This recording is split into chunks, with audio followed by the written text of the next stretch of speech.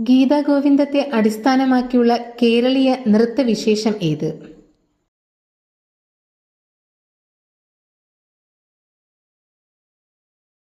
ഉത്തരം അഷ്ടപദിയാട്ടം. കേരളത്തിലെ അവതരണ കലകളുടെ രാജാവ് എന്നറിയപ്പെടുന്നത് ഏത്?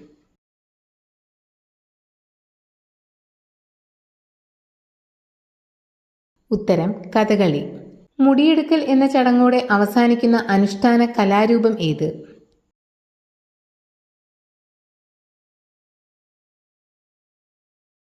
ഉത്തരം തെയ്യം.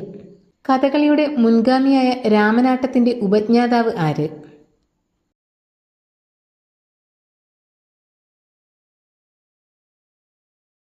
ഉത്തരം കൊട്ടാരക്കര തമ്പുരാൻ. കഥകളിയുടെ ജന്മദേശം എന്ന് വിശേഷിപ്പിക്കപ്പെടുന്നത് എവിടെയാണ്?